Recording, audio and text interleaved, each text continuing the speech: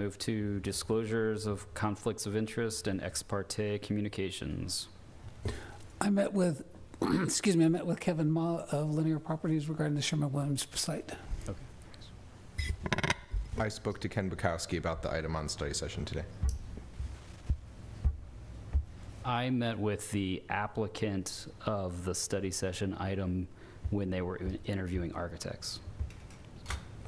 I didn't talk to anybody. You didn't talk to anybody? Nope. All right. Nope. Thank you. So that said, then we'll move to the study session item. This is a 6-unit townhouse project proposal on Doyle Street.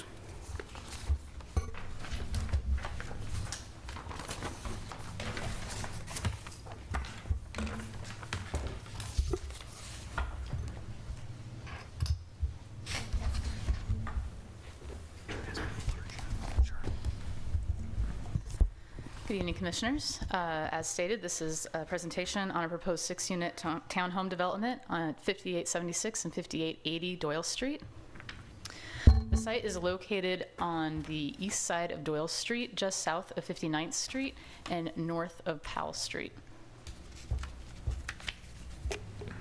The project consists of demolishing existing units and existing accessory structures, which requires City Council approval whenever you demolish existing residential units, and then to replace them with 6 new units, 4 new 3-bedroom units and 2 new 2-bedroom units.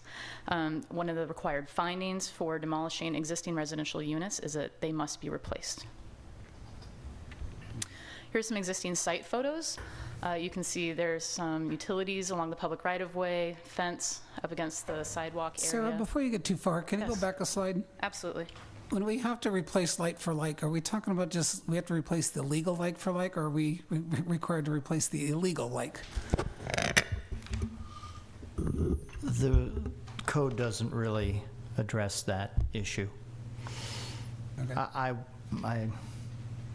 I don't know. I don't really want to opine on that, but since they are providing 6 units and they're existing 6 units, it's kind of a moot point. Well, for me, it was that we're replacing 4 and getting 6. So to me, that's a plus. Well, you're Depending replacing on how you look at it. 4 legal and getting 6 legal, yeah. My only question was whether the illegal units are occupied.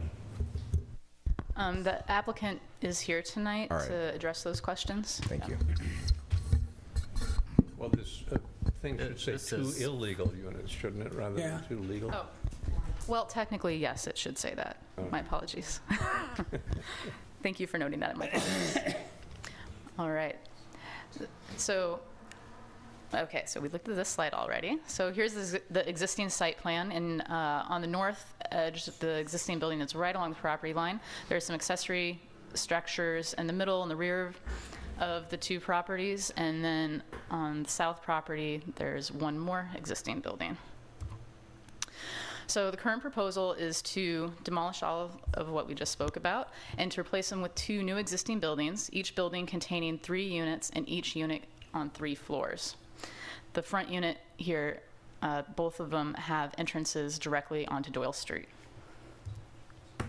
If you were to stand in the center driveway and face south, you would see the elevation on the top of the screen. And if you were to stand in the middle driveway and face north, you would see the the bottom elevation, my apologies.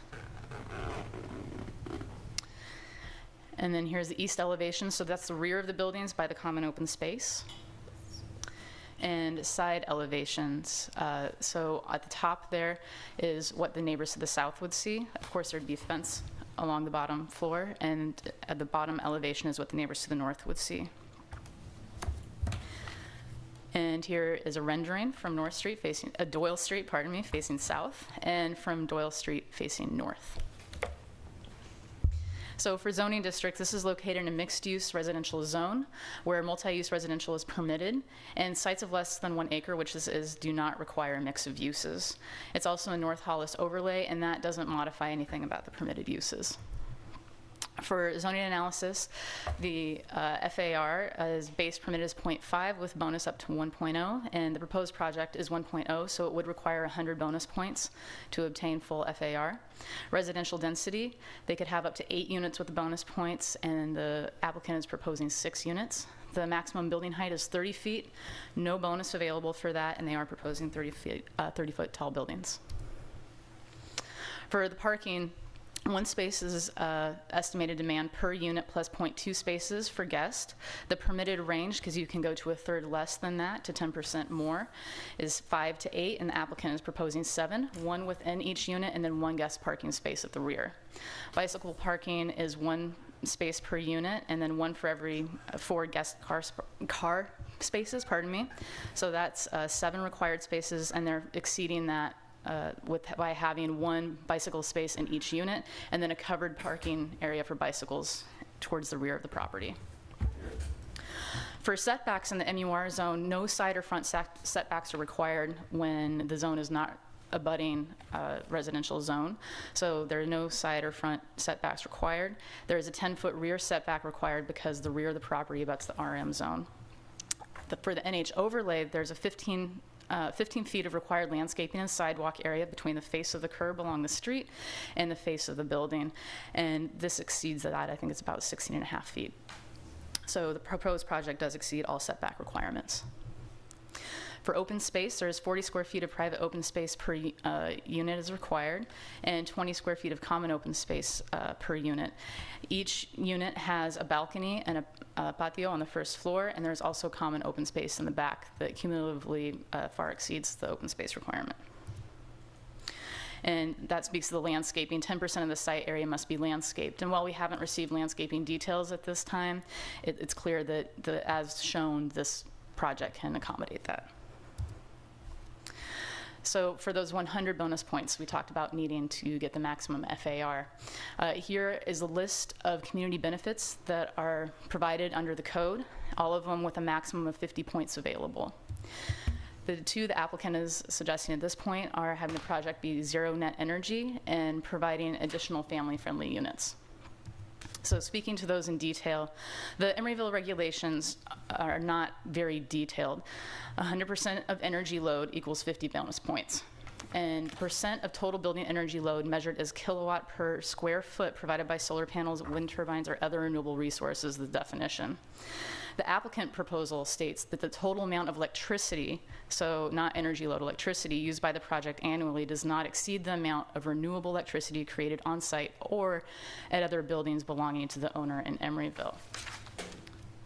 So the standard definition by the Department of Energy is that an energy efficient building, so for a zero energy building, where on a source energy basis, the actual annual delivered energy is less than or equal to the on-site renewable exported energy.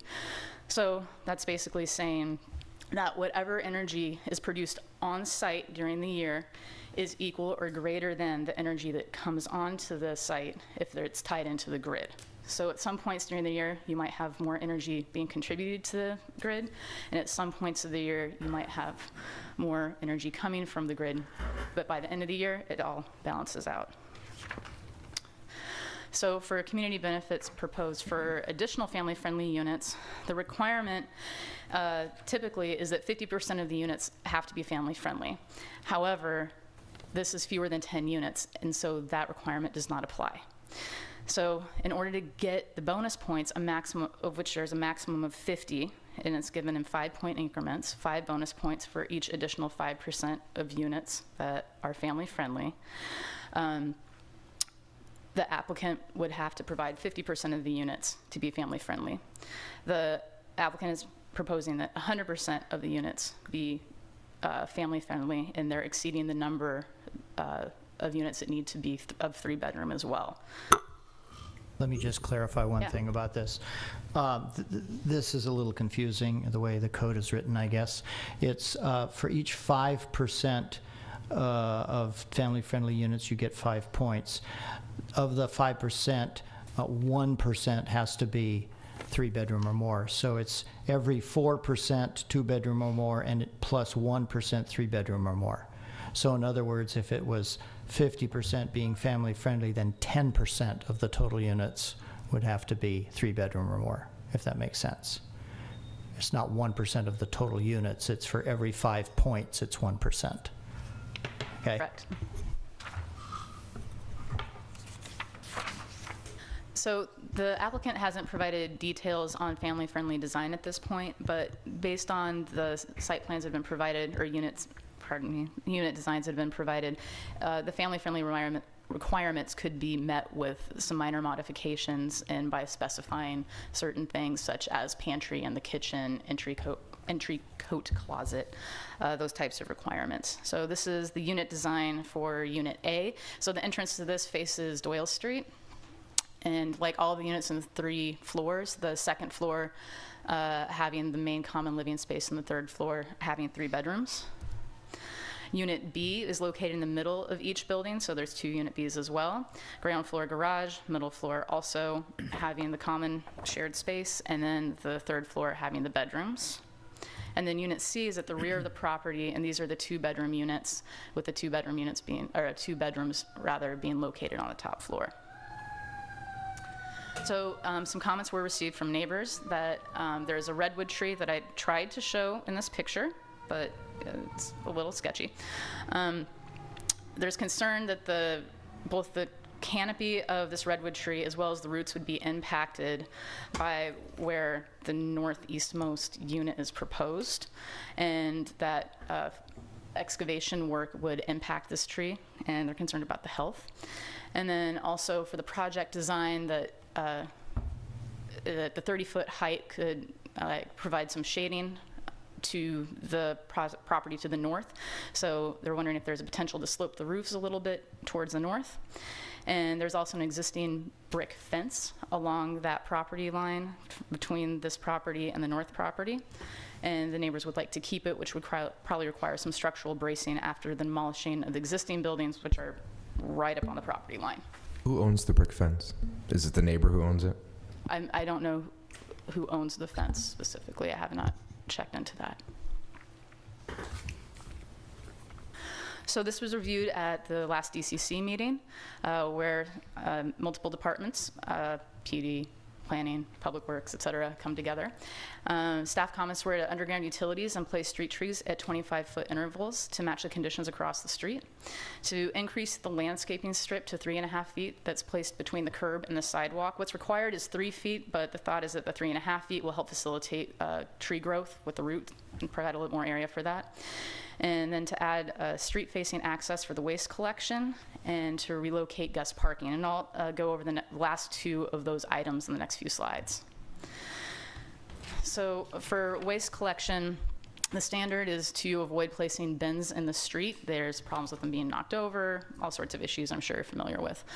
So what this picture is depicting, the red lines are showing path of travel from someone collecting the waste to the proposed trash areas, which are located on either side of the proposed driveway.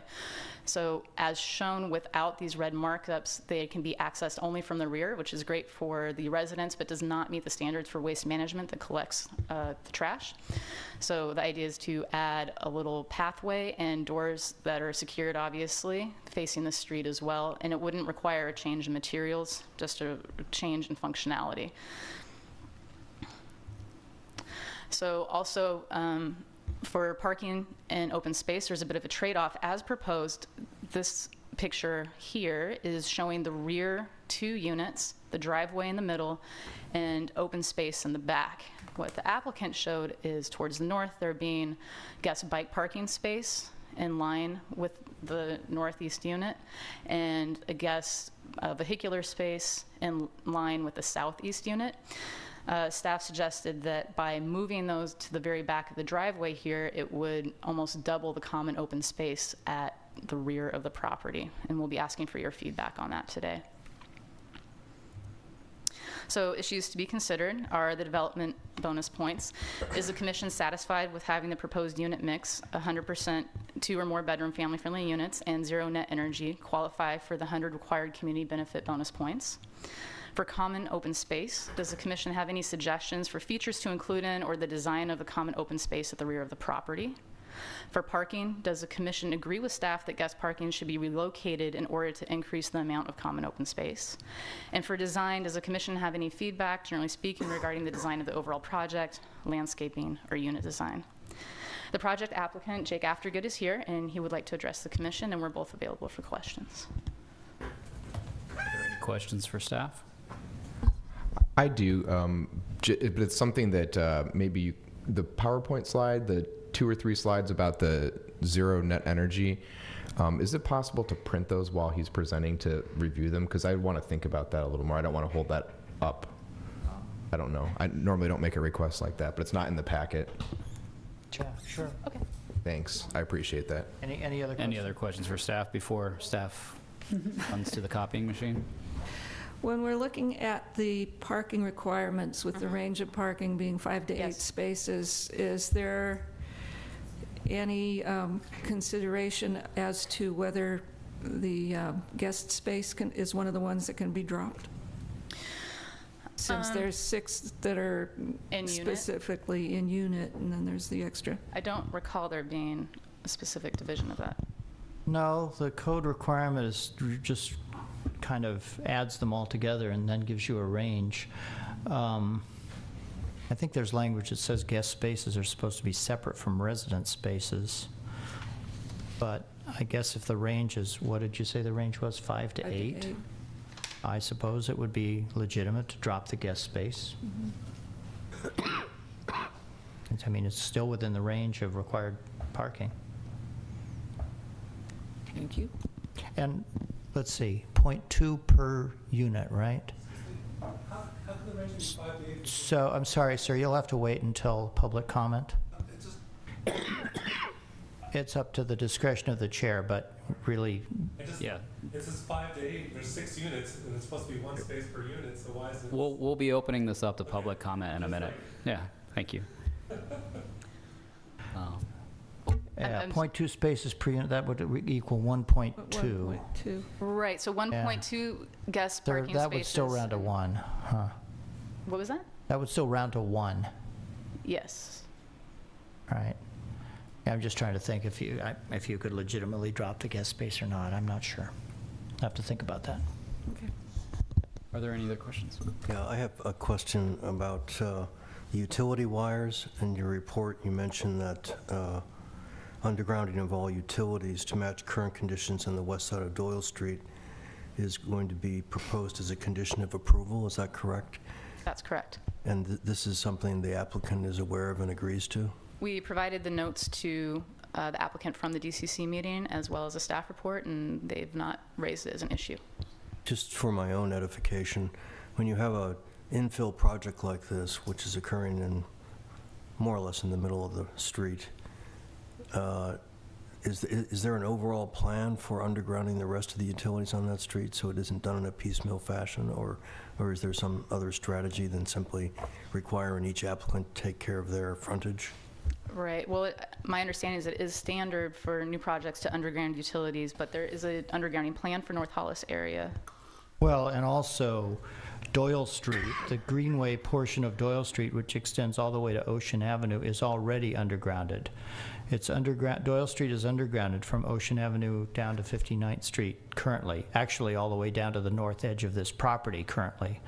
So this would just be extending an existing undergrounding district. It wouldn't be like a gap and then there's wires to the north and wires to the south. So I noticed when I was there at the site that it appears to be sort of an ad hoc street light on one of the poles there.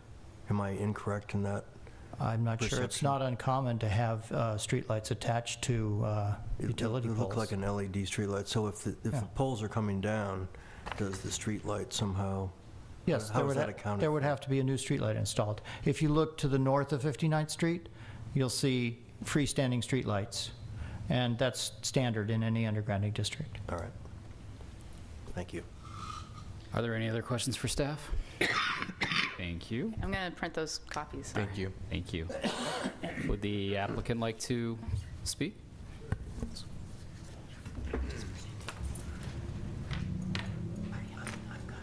Good evening. My name is Jake Aftergood. I'm the applicant for the project that Sarah just presented.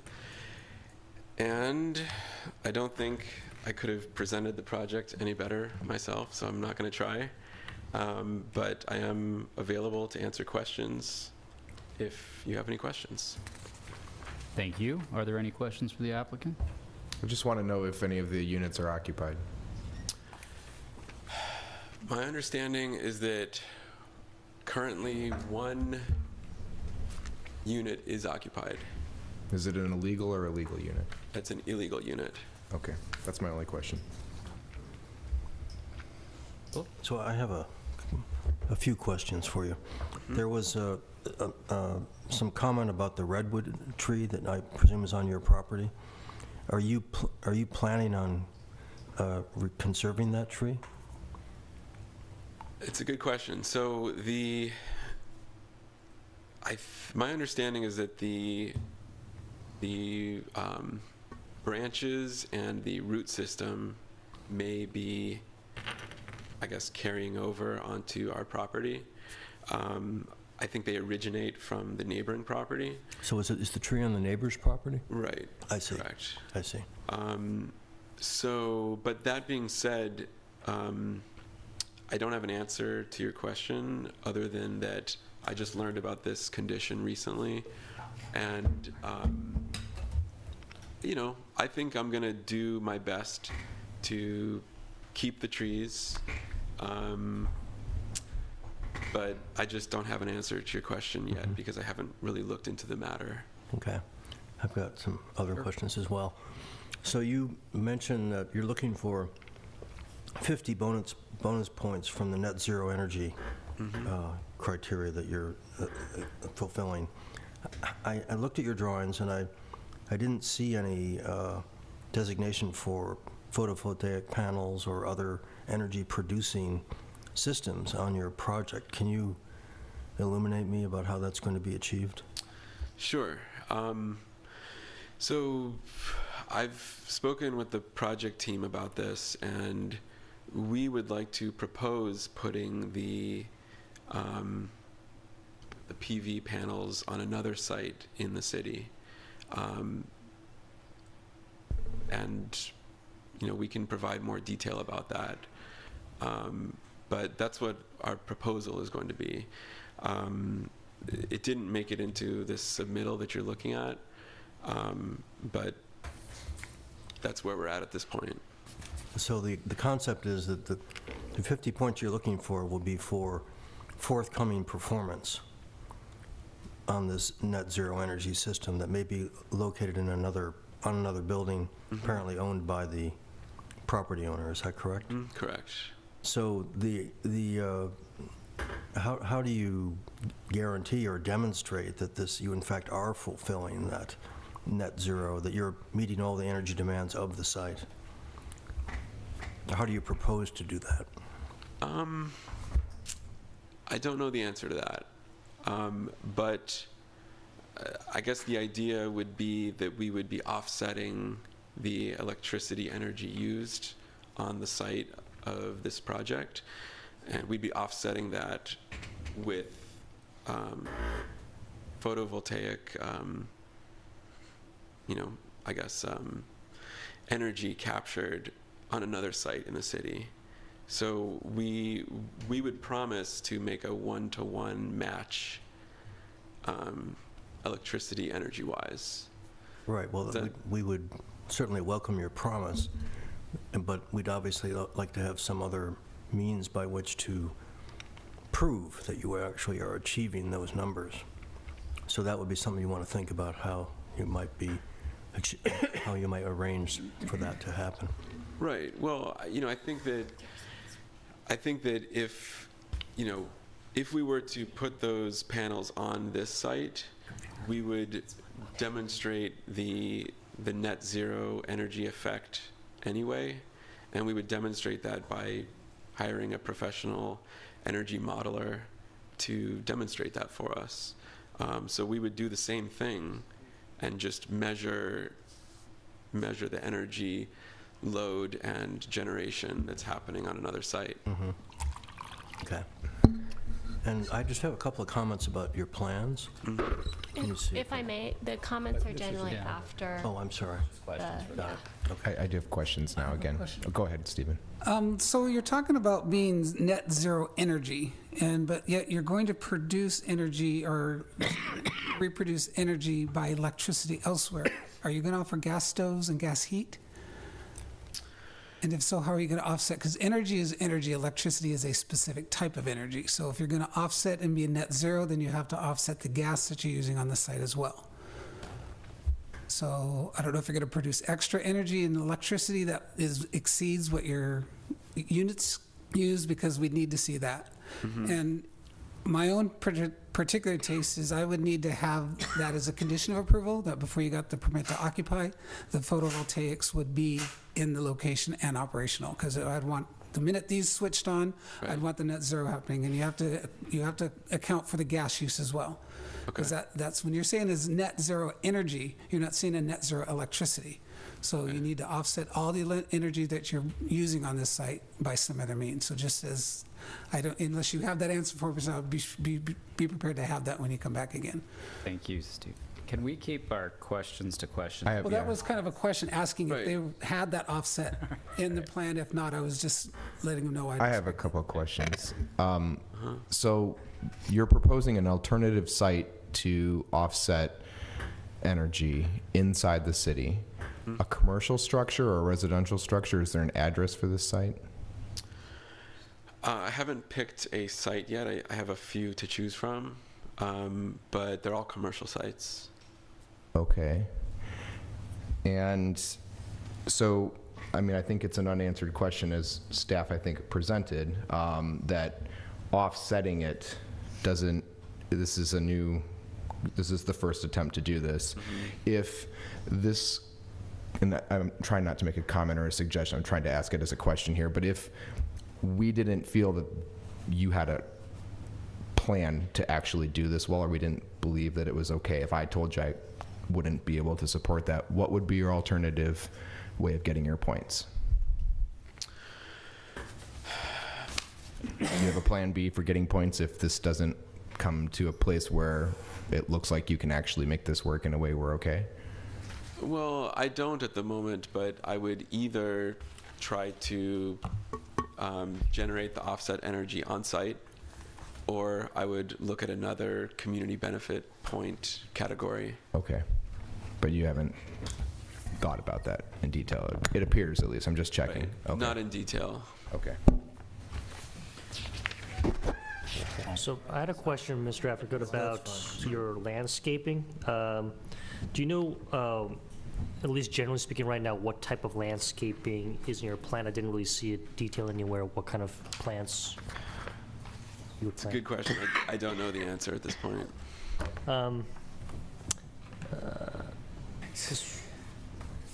Do you have any idea at all about whether you would use water-thirsty lawns or more drought-resistant landscaping? Is that part of your consideration right now? It is. And we've thought about that, and personally, I'm leaning towards more drought-resistant landscaping. But I don't have an answer to that question yet. Okay, thank you. Mm-hmm. Is this to be a condominium? Yes, these will be condominiums for sale.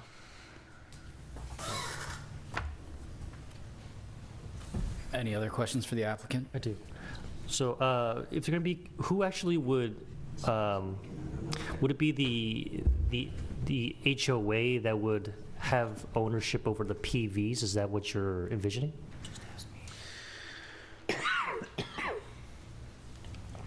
Most likely, but that's also something that I just haven't looked into yet. Okay. Any other questions for the applicant? No, I have one of staff, though. Okay. Thank you. All right. Chair Gunkel, Yes. may I just comment on a couple of things? Sure. First, on the zero net energy community benefit, The language in the code is what Sarah had up there on the slide and what you have now in front of you on hard paper. I would note that previously, before we streamlined the bonus point system, you may recall that we had a category for energy efficiency, and it was a little more specific. It talked about the California Energy Code and the percent by which you reduced the project's energy as compared to the California Energy Code earned you bonus points, up to a maximum of, I think it was 50 points for zero net energy. So currently, the code doesn't make any reference to the California Energy Code. It just says you got to produce all the energy you use. It doesn't explicitly say on the site, but I'm pretty sure that was the intent. When this was written, it never occurred to us that it would be produced somewhere else than on the site. I would also note that if the commission were inclined to approve such a community benefit, that these bonus points would be granted in order to provide additional building potential on this site, which is in perpetuity. That means that whatever the community benefit is that it's based on also has to be provided in perpetuity. So if the commission were willing to grant, say, solar panels on a warehouse somewhere, those would have to be there for the life of this project, which would greatly affect the development potential of that other site. So that's just something to bear in mind. I also, Charlie, could I expand on that? So before you leave that subject, so if they had a warehouse that they wanted, and we made it a condition of approval that these solar panels are in perpetuity, but say they developed that site, and could they not just re-put those solar panels on the new development? well, I suppose they could. They'd have to prove to you that they were doing that, and they'd also couldn't use that as bonus points for that development. Correct. Okay. I also just want to point out one of the findings that the commission and ultimately the city council will need to make in approving this project. For bonus points, one of the findings now is that the proposed community benefits for the project are acceptable and are appropriate in this case and will provide tangible benefits to the community. In other words, it's up to the commission to decide whether or not you accept the community benefits that are offered. And if you don't accept them, then the applicant will have to come up with something different. I have a question. So does the zoning code actually state or use the term zero net energy, or how? Yes. That's basically. That's the term that's used. That's the term that's used. Does not say on-site, though, which is an oversight. Well, I guess I mean, maybe this is a question for the applicant again, but is your intention to somehow, how are you planning to, if you did have the PV off-site, how are you planning on providing that electricity to or that energy to the residents of this complex on-site, or providing them an offset, or how are you planning on kind of making that transfer happen? I think at this point it's really intended to be an offset, and so if the energy used at the site of the PV panel installation is equivalent to the energy used at this project site that we're talking about tonight, then it would be a one-to-one offset. And if it's not, well, obviously, if the 6-unit residential project site has a lower energy demand than the commercial site that's off-site, then the offset would be more than one-to-one. And then if it's the other way around, if the residential site is using more energy than the commercial site is using, then it could be the case that the PV panels would provide energy back to the grid. And then that would create a one-to-one offset at least. Are you prepared to somehow come up with a system or means by which those, I mean, to me, I guess my question is, are you prepared to come up with a system or means by which the residents of this building get a net, like basically have net free energy over any given year? Can you repeat that question?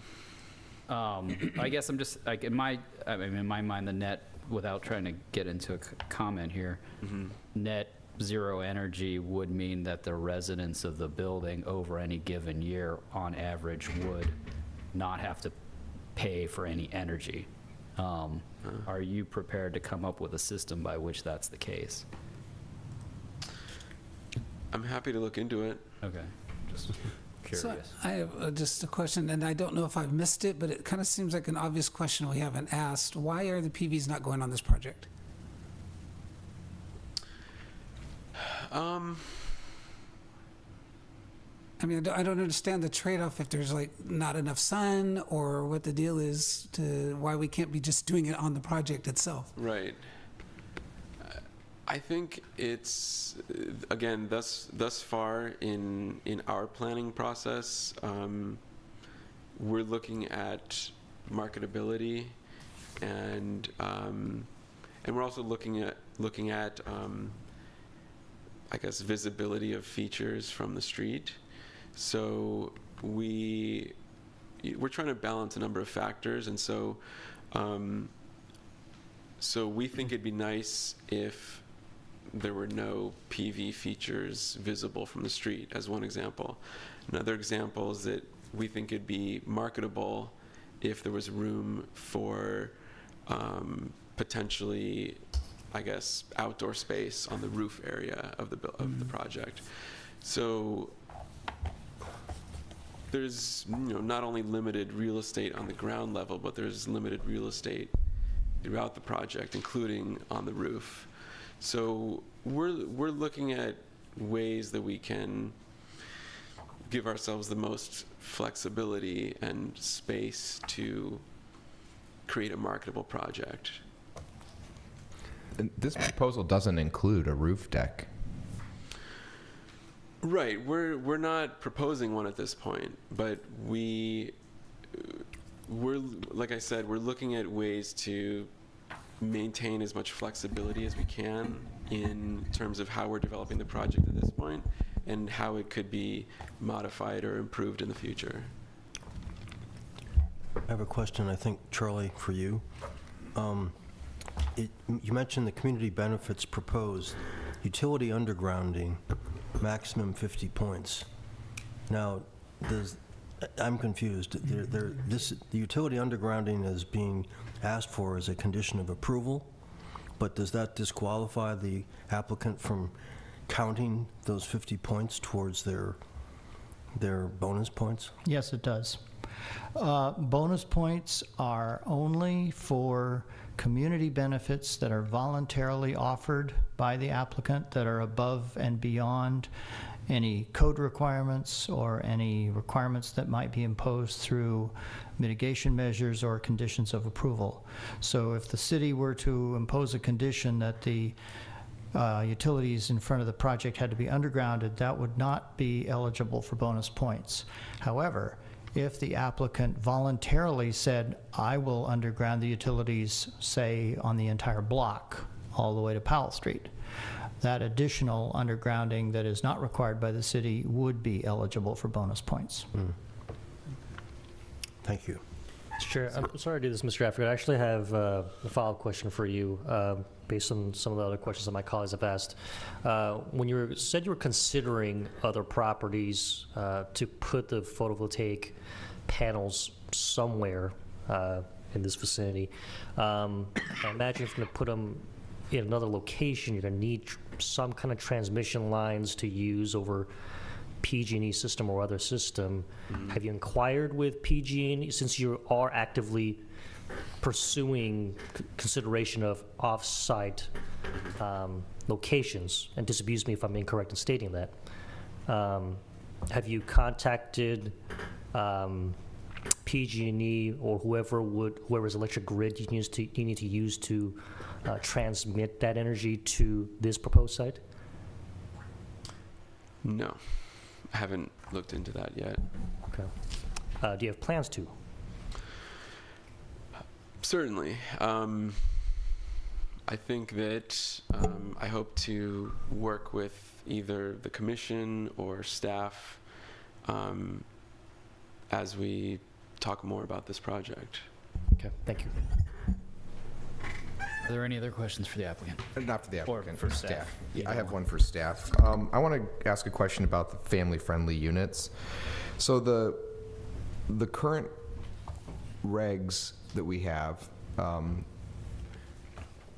don't require them for less than 10, right? Correct. But we're able to give bonus points. So I'm just wondering hypothetically, if somebody was building a single unit on this property, because that would be 100% of the units, and they said it's a 3-bedroom, we would just give them 50 bonus points? I mean, that's 50 bonus points. Yeah, that's not, If they were building a single unit, they wouldn't, Well, but that's, it wouldn't need but bonus points, so they wouldn't the use the same- additional family-friendly piece doesn't apply to The bigger, units of, properties with units of 10 or less. So I'm wondering why we give bonus points to something that if they built a 2-unit, if he says I'm going to build a condo on one side of the driveway and or an apartment on one side and an apartment on the other, those are each 50%. He could get 25 points and 25 points. He could get all 50 points just from building two or 3 bedroom, 2 and 1 3-bedroom unit. It just seems like a race to 50 points way too fast. It almost makes me feel like maybe there's a loophole or a clarification required, but it should be that if you're not required to provide them, you shouldn't also be eligible to get bonus points because you fell under 10 units. It incentivizes lower density. So then someone will build under 10 units to not be required to do it, but then they can take all the bonus points by putting family units in it. well, it's not all the bonus points. Well, It's- half of them, though. Half of them, yes, yes. Okay, I have opinions on that now, okay. Well, right. I mean, ordinarily, a project is required to get half their bonus points by providing affordable units. So that would be 50 of your points right there. But as a ownership project of less than 10 units, it's not required to provide affordable units. So We're they've got handing out on a percentage basis to Well- somebody who's less than 10 now.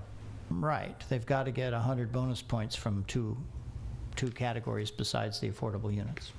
Now, I would point out that there is the flexible community benefit, which is undefined. It's really up to the applicant to propose something if they want to choose that. But they could come up with something creative, like, say, 100% of the units are family-friendly and for 100 points, or half the units are or some percentage of the units are affordable, which is not required. But only the city council can approve that. Correct, but the city council has to approve this project anyway, Okay. because it involves the demolition of residential units. Are there any other we have- questions for staff? We have the material board here that we wanted to pass Oh, around. okay, thanks. Mr. Bryan, I have actually a question for you. Just a very basic question. The illegal units that are at play on this site, could you specify what makes them illegal? Lack of building permits. And, I mean, it's not just that they don't have building permits. We haven't really, correct me if I'm wrong, Sarah, but I don't believe we've actually investigated these units. It's possible that if we were, we would discover that there were code violations as well, such that they wouldn't be able to get a building permit. I don't know that that's the case, but that could be the case. So what we know for sure is that there's a lack of building permits. Correct. Okay. The only checking into this that I've done beyond what the applicant has provided is I did look up the assessor information, which is not always 100% accurate, but it did match up with what the applicant provided. The numbers provided by the assessor's office matched the legal unit information. 4 units?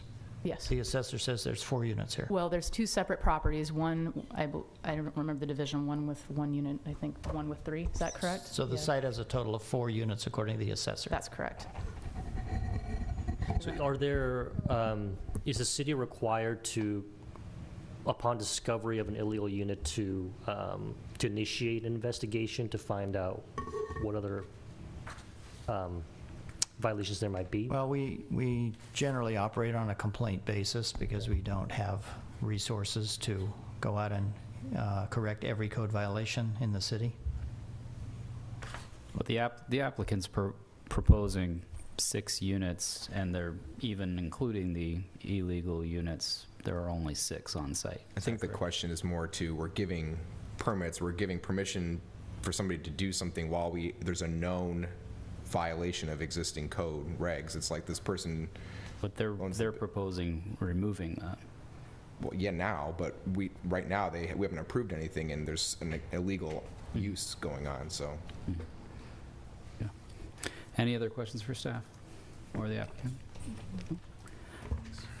Thank you. So then we'll open up public comment. Are there members of the public who would like to speak to this item? Please step up.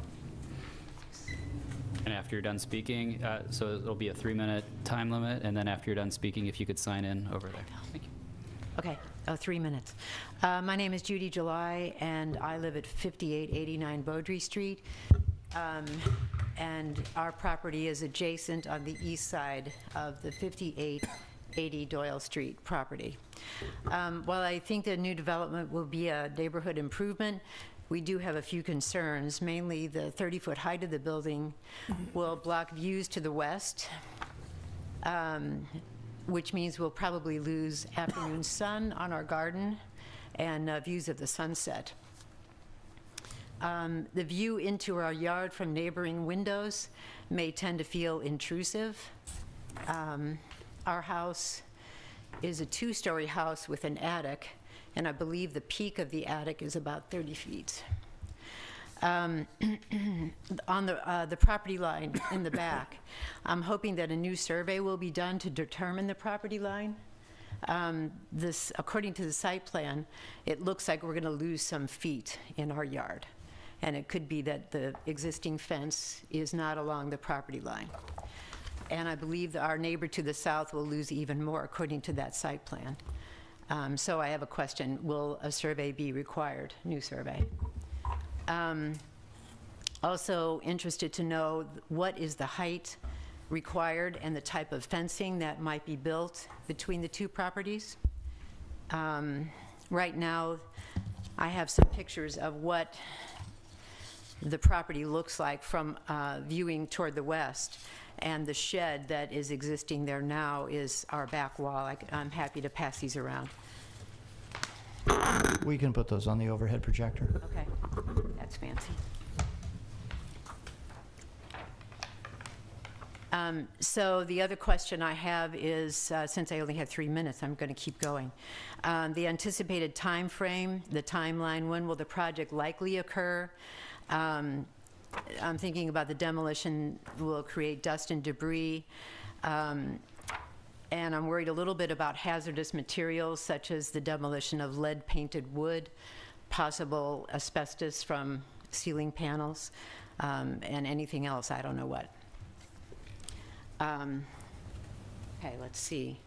So this is looking at the property from our back deck toward the shed, and then this one is looking toward the southwest on this side, looking toward the white building.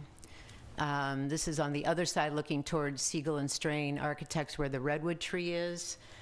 And then this one is also from the back deck. This is from my upper window, the 3rd-story window looking out. So from this view, I'd be looking at the big orange rectangle, according to the drawings, which is, you know, like I say, I think it's going to be an improvement to the neighborhood. So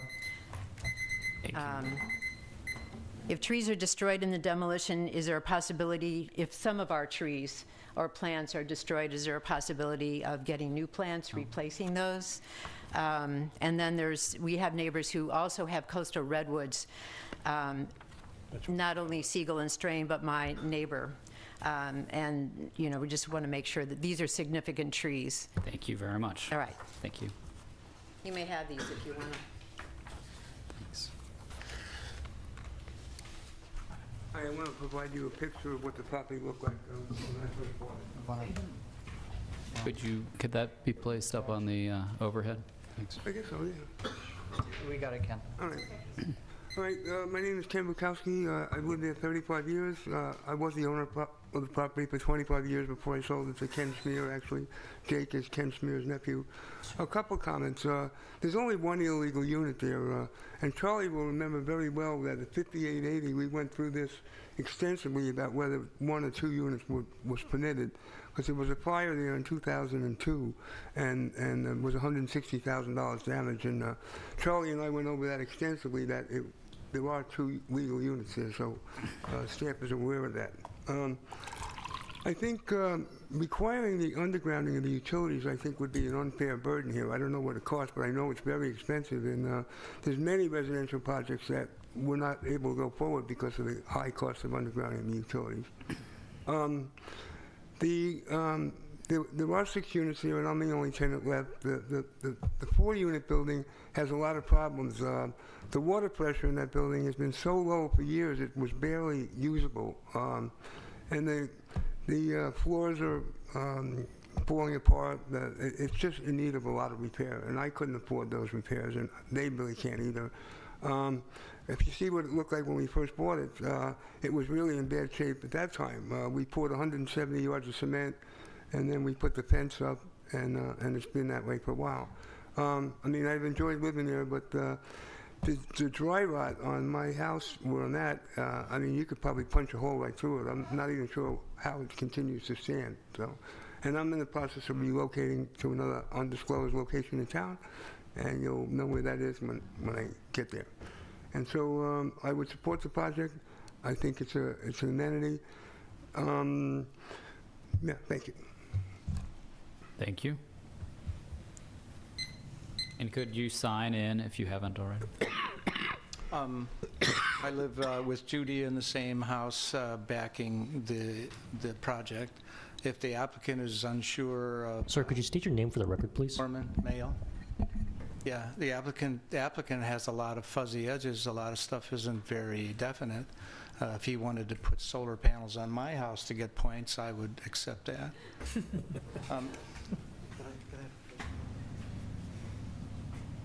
Just to let you know that this, we push this button for it to go on? No, it's on. It's on. It's on. It's on.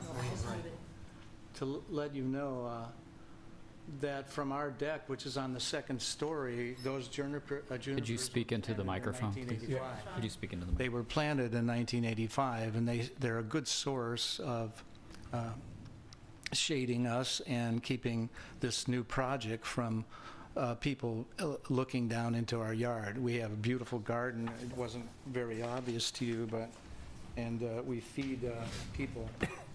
It has fruit trees, and used to have bees. I'll get some back. Vegetables and stuff, and we're worried about the sun. We figured one of these days, because that's a commercial area, buildings will grow on that side, but I think 3 stories is kind of ridiculous, because we suddenly are in a canyon where our backyard is, we're looking at people who can be looking at us. And the offset, I think, is 20 feet, but I didn't see it in the plan. That was something we need to do. And the property line is crooked, and my juniper trees are 2 feet from the back of this wall right here. And I'm hoping that they don't get destroyed when the fence is built. And the redwood trees are twins. They're like sisters. If one of those trees is destroyed, the lifespan of the other trees is in jeopardy, because they all share the same root structure. Thank you. Well, this is just a study session, Thank so you. I mean, I think we can. I think let's move on to anyone else who'd like to speak, and then maybe if no one else wants to speak, we could let you come up for a minute. So, is there anyone else who'd like to speak on this item? Can I have okay, sure. 1.5 minutes, each of you guys. Thanks. I wondered if, when you demolish the property, can a fence be built immediately to secure the properties behind, for security and safety and privacy? And that might be it. Oh yeah, hours of construction. How early will you start? Thank you. Okay, with respect to the brick fence, that does belong to the neighboring property owner, but the redwood tree is pushing that fence up. The bricks are starting to separate. So I don't know much longer that brick wall would stand up. And as far as the property line goes, if you go and you look at the townhouse property, which is right next door, they have 10 additional feet to the east that this property doesn't. So one of those is probably correct. I don't know whether it's the townhouse property line or this one, but the townhouse property line is 10 feet back, even though the lines in the map show that they're, the same. Thank you. Thank you. Are there any other members of the public who'd like to speak? Then I'm going to close public comment and go to commissioner comments. Start with Sam.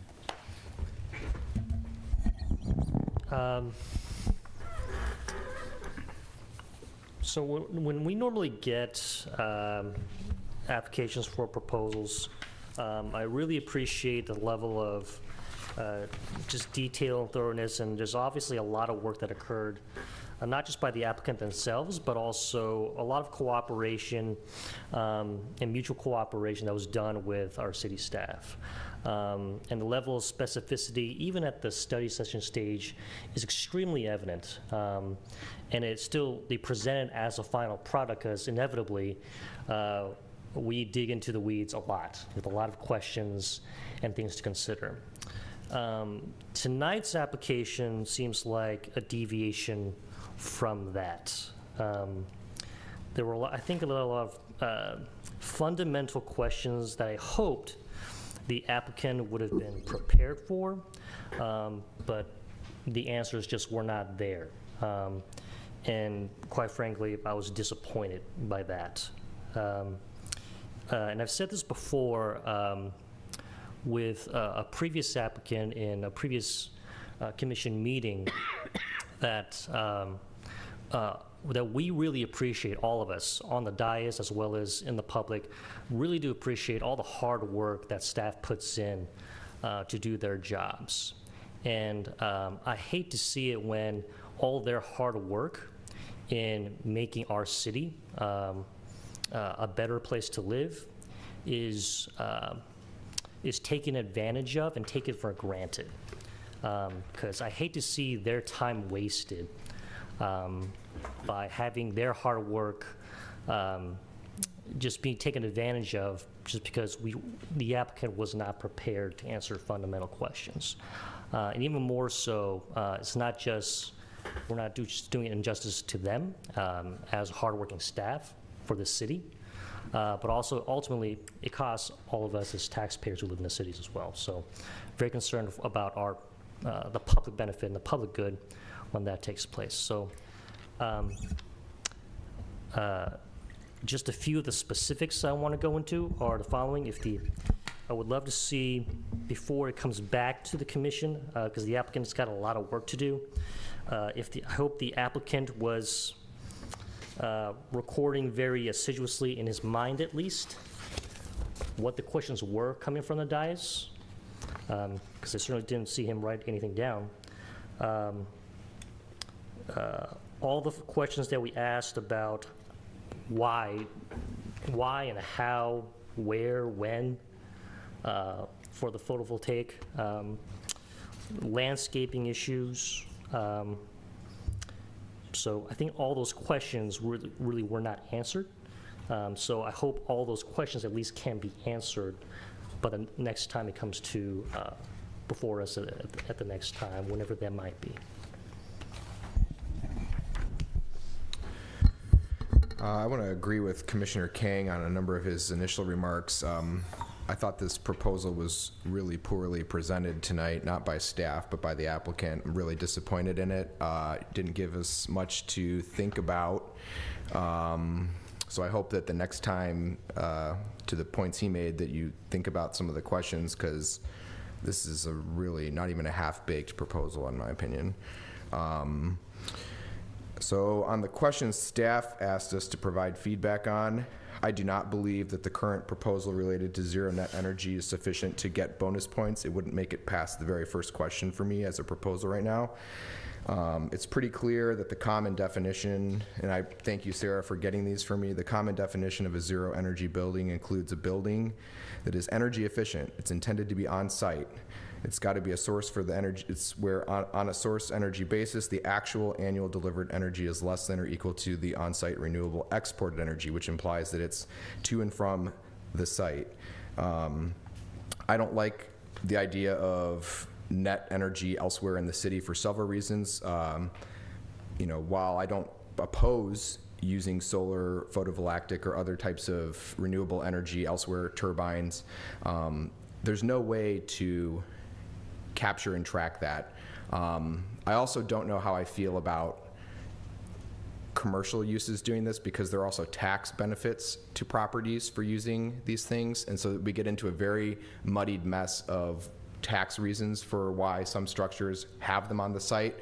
So you could own basically a commercial property, get tax benefits for putting these types of renewable energy sources there that you couldn't get elsewhere perhaps, and then it's very difficult for city and staff to track what the import and export of that is. And something I didn't ask earlier, Charlie, but I think is just to put a pin in it for later, not a question for you right now, is there a penalty for not producing? There isn't. So if the net use of the property is X and they only export or produce half of X, we don't have a fee or a fine or an amount equivalent. So I kind of, at least not that I'm aware of, so I'm not a fan of the current proposal for zero net energy. If you could come back on site and show that you will actually be able to Commissioner Keller's other points, meet the actual energy demand and either produce it on site for use on site or export an amount equal to what you take off the grid,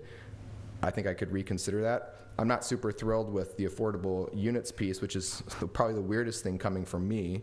But it's not because I don't appreciate what you're trying to do. I think I can let go of that issue.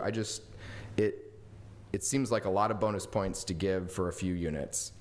So I have to really think about it, because to me, this looks like a proposal that's looking to cut the edges on community benefits, and I'm not for that. That's maybe not be what you intend, but that's the optics of it for me.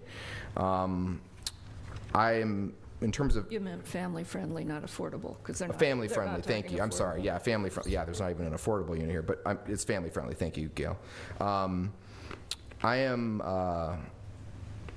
I support the staff's recommendation to relocate the parking space to the back of the driveway. I think the whole back of that property minus the back of the driveway should be green space. I think the setbacks that are proposed that are in line with code are appropriate. I think that meets some of the needs that the neighbors have related to having a distance between the buildings to prevent there from being a cavern effect. I am very concerned about the trees. I lived on Boudry Street until just a couple weeks ago, and walked my dog past those beautiful redwoods regularly. That's one of the things that makes that particular block pretty unique and beautiful, and so I think there needs to be some further evaluation done, whether that's by the applicant or with staff, to determine what the impacts on those two particular trees would be. And it wouldn't hurt to see what the other vegetation that's been long-standing in the vicinity of this property would be, how it would be impacted in the course of doing that.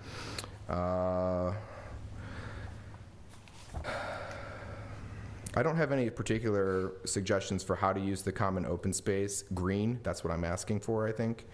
As for the design, we didn't really even discuss that tonight.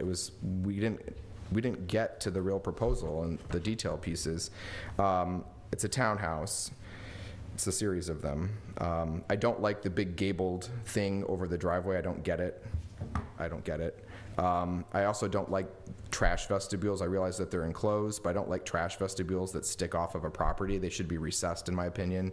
So maybe increasing the green space up front in some way and having the trash in a way that waste management can allow for the trash to come off from a place that's a little less prominent from the front of the building, or find a way to design to beautify that in a way so people don't look at it and think it's two giant doors that open up with trash in them. I mean, the floor plans there's pieces of them that look incomplete. They don't necessarily strike me as meeting family friendliness in all respects, but it's not detailed enough for me to evaluate it further. And I think there's way more base issues that haven't been addressed by this proposal. Were there any other questions that staff had? Bicycle parking, design. I'm not even going to talk about design because I don't think we get there. I'll stop. Well, I would echo the comments that I've heard so far. This has a long, long way to go. Some of my biggest concerns, aside from the bonus point issues, are the transition in the neighborhood. This really is asking for a higher FAR to have a bigger massed building with bigger bulk, more room, and the transitions to the adjoining and adjacent properties just are really not graceful at all. It doesn't fit very well. I have issues also concerned about the trees, but the open space, I don't get really the patios that are only accessible through the driveways downstairs beneath where the living spaces are, and that open up onto 5 feet and then a wall. Those seem kind of awkward and not very useful to me.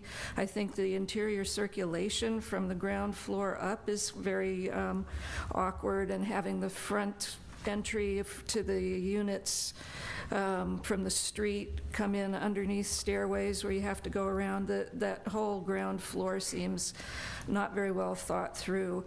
I don't think that there is a need for a guest parking in there, honestly. I live a block over, and during the daytime when workers are parking there, it's not when you would expect to be having guests that would park there, and there's not very much street parking, but nights and weekends, there's plenty of parking around there except for the patrons of the townhouse and that. And I think that using the, putting in an additional parking space is a waste of the common space that could help to provide a transition to the other areas and the other properties around there. I think that the property really needs to be, the buildings need to be more designed on all sides, including the rear side where there are people that you're interfacing with. What else? What else? I do, if, whether there is just the bicycle parking or a guest parking space, I agree with the staff's recommendation that it not be taking up that additional common space, but be at the end of the drive aisle. And I just think that there's a lot of thought that needs to go into this before it goes forward.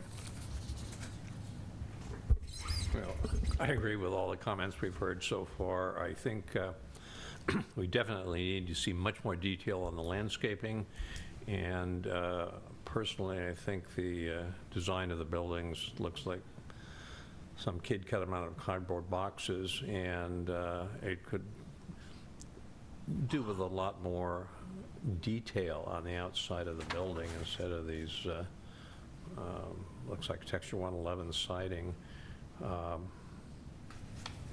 I do like the idea of having for sale family housing in Emeryville, which we haven't seen any of so far, and I hope the applicant can address all of the issues that have been brought up and provide a much more complete package the next time we have a review.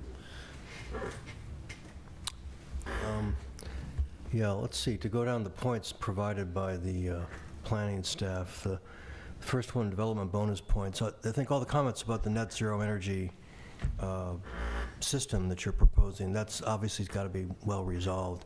And I can't say that I would agree with your doubt about the appeal of having photovoltaics on the units themselves. I think actually there are certain buyers for whom that would be considered, they would consider that to be a real bonus, that they're living in a place where their energy needs are being taken care of in this alternative fashion. And then there's the issue that Board Member Keller brought up, which is one of the big benefits of living in a net zero facility is that you really have a zero utility bill. So how are these people who are going to be living here, who are having regular grid energy being supplied to them for which they're going to have to pay, how are they going to be compensated for the energy that's being generated elsewhere? That's a big question, and I'm pretty much a very difficult one to answer. So I would re-examine your presumptions about the applicability of having alternative energy systems on site, as has been expressed here by a number of the members. As far as the common open space and the parking, I have observations on those, and they're related to a number of comments I have for you related to your design. This is my first term as a planning commissioner, so you'll excuse me if I get a little carried away with my observations here. But on your plan, just starting from the street and going back, you have the redwood siding that covers the garbage enclosures, and then you have the portal, which is metal. Now, I think that portal, I don't have a problem with having a kind of a gateway to a project. I think that's not such a bad thing. I would definitely use that as an opportunity to put lighting of some sort in there so that it becomes a benefit to the street at night. And as far as those two enclosures for the trash areas there, I guess staff has noted that they would like to see you, that you're going to have to do something that allows the pickup, an easy pickup from the street without going into the site. Well, it might be that there's a way to add some feature to those, such as a bench built into the doors that are going to be opening, that members of the community here could sit on while they're waiting to be picked up, or perhaps members of the public might just sit down if they want to just take a little rest on their walking the dog and so forth. But something that adds a bit of use and texture to the street. And then your west elevation, it shows 4 large windows in each of the 2 front units, western-facing units. And if I understand your plans correctly, those 4 windows are located where the stairs are going up. Is that, am I reading that correctly? Sure looks like it is. So you've got these enormous windows, which, and I'm sure that you'll have more detail for them the next time you present, but they appear to be plate glass windows. In other words, no operable elements to them. And they're facing west, so they're going to get tremendous gain. And they have a stair in front of them, which is not actually visible in the elevation here. So there's something not quite right in what's going on there. Those elevations and that exposure has terrific light and terrific views to a certain extent. And you might want to look at perhaps relocating those stairs to the other side of your unit to take advantage of that. I have a similar comment on your units to the east. The units to the east have the stairways on the eastern edge, and you have the garage inset to the western side of that unit. And then above on the second floor, you have the decks that are inset. So the decks, instead of being on the corner where you could get a nice sort of overlook to the common space in the back and to the south or the north, depending on where you are closed in, hemmed in. And again, you have your stairs occupying kind of the major light and view exposures for your units. And you go up to the 3rd floor, and you have I think it's a walk-in closet in your back corners of those units. And that seems to me, if you flip that plan, you would get a much better, opportunities for light and views, et cetera. Now, you heard your neighbor talking about their concerns about privacy and their trees that they have there that are working for them right now. And I think that it would not be unreasonable at all for us to ask for and expect that you do everything in your power to make sure that those trees are preserved and maintained, because they are working for your neighbor, and therefore they're working for the neighborhood. You might also consider, and I don't know if this is going to run contrary to the previous comments, but you might also consider making these 2 back units here, instead of 3-story units, placing the parking back where you were going to have the additional guest parking, and making them 2-story units, so they step down to the lower scale of the of the buildings adjacent to you and your neighbors. So I think that's probably plenty for you to be thinking about. Great, thanks very much. May I ask for clarification? Sorry to interrupt, but Commissioner Banta, I'm unclear why stepping down the rear 2 units would necessitate relocating the guest parking. Well, I guess the thought was the way the plans are, the ground floor is occupied by a car. The garage. The garage. Oh, I see. So I'm saying Take those cars outside. Remove the garage, put them outside. I see. That's what I'm thinking. Thank you. Okay, well, I think you now understand what the idea of a study session is. It's that we look at your plans and give you a lot of critique on what we see. So I think you're getting that tonight. I do like the fact that these are for sale units. That's going to earn a lot of points for me because we need to get some ownership housing in Emeryville. I think, or hope that you're hearing loud and clear that the trees are a concern. So we really need to work on that.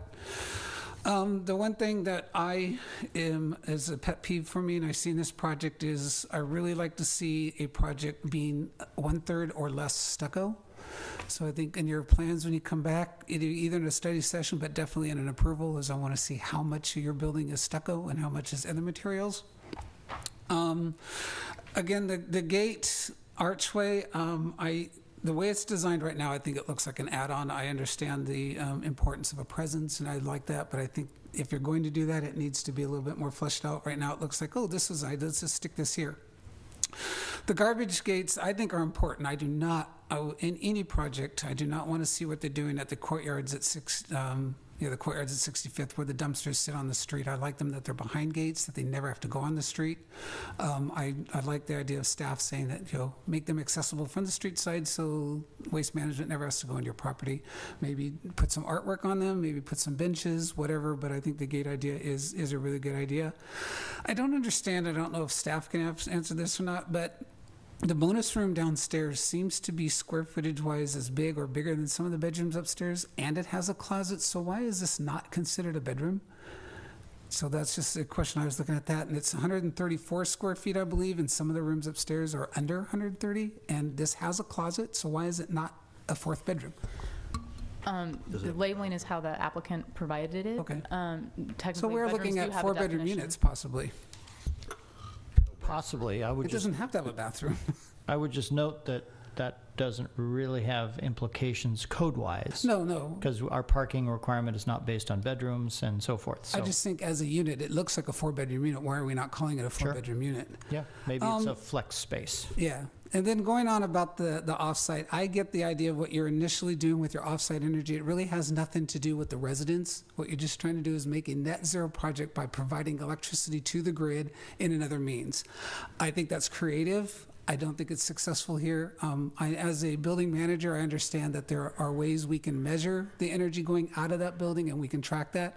It would be a horrendous amount of work for staff to do, and I'm concerned that if it doesn't produce enough, we're not going to know that. And I agree that I think when you're talking about trying to make them cost affordable, you guys as a project are going to have to put photovoltaics somewhere. That's going to be a cost to you. So whether that's directly related to this project or not, you're going to have to recover that cost. And I got a feeling you're going to put it into the price of these condos, even though the benefit is not in the condos.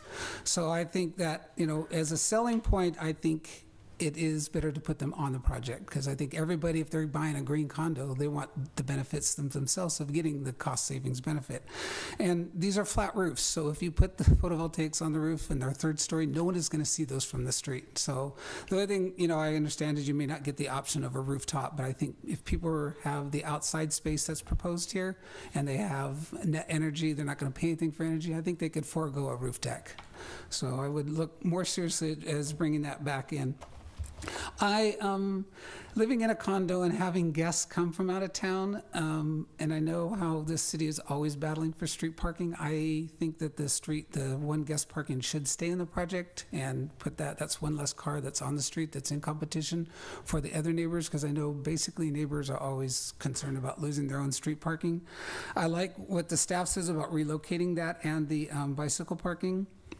And in that, some of that green space on one side or the other, you could put in a patio with a barbecue, a community barbecue or areas. So, and then on that bonus room on the first level, I don't understand why the door to that patio, which I agree with Commissioner Donaldson, it doesn't seem like a very pleasant place to be or to have a patio. It's going to be awfully shady and dark. But if you were to have that, I would see the door coming off the bedroom or the bonus room downstairs more beneficial than coming through the garage. And what you could do is relocate the window that's on the wall so you could have the door going to the patio and then the window on the opposite wall. And that way you'd still have a solid wall for a bed to sit in that room or something. So I think those are all my comments, but we do need a fleshed out plan at least sometime going down there. You may come back for another study session, which I would advise, because we're probably going to want to look at it a little more closely before we go to an approval. So just flesh out your plans. The other concern I have, and maybe staff can answer this, you want a 3.5-foot tree well. So is that going to reduce the sidewalk, or are we going to push the sidewalk farther towards the development? The second one. So you maintain the same width of the sidewalk, but there's enough room there for flexibility on the width. I'd like to see that. I don't want to lose any sidewalk width. So other than that, I think that's all my comments for now. Good luck coming back. Thank you. Yeah, I agree with practically every comment that I've heard from the rest of my fellow commissioners at this point. Just a couple to add. Looking at the material board, I was confused a little bit. It looks like we're seeing Ipe or something like that, some kind of natural wood siding for certain locations and for the fence. But then in looking at the material board, I did not see that, but I saw a pre-finished yellow siding of some nature. So I'm just curious if that was intended to be an alternate or a value engineering item in lieu of the Ipe or redwood or whatever is being shown here. And then I think the material board also showed stucco, whereas this is looking, at least on the renderings, like possibly a fiber cement rain screen of some sort.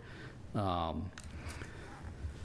I guess the one guest parking spot, living in a building with an HOA, I just wonder how the CC&Rs manage who gets to use the guest parking spot, and if it's just like first come, first serve, somebody's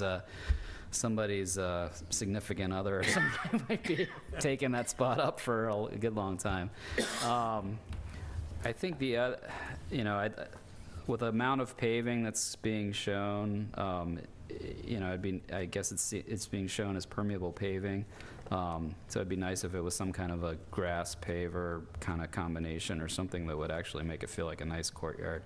And I guess my last comment is just, and it really isn't for the applicant, it's more for staff.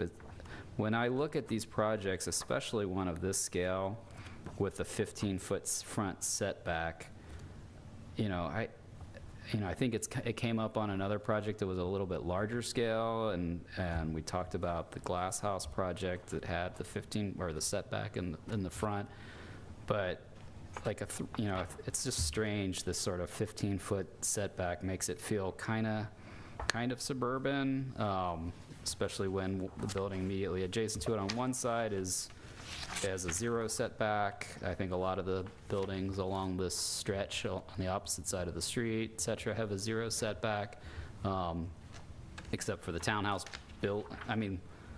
Part of townhouse has maybe like a 5-foot setback or something, and then the other townhouse building, the abandoned house or whatever it is, just has like a big kind of overgrown front parking area or something. So I don't know that the 15-foot setback really does us justice. It's a for 3-story buildings on either side of a street that's, at least wide enough for cars and parking. It kind of creates more of a suburban feel, or I think of some of the like 1960s, 70s affordable housing in like the Fillmore in San Francisco that kind of has that just like a limited little green setback for a 3-story building, and seems odd to me.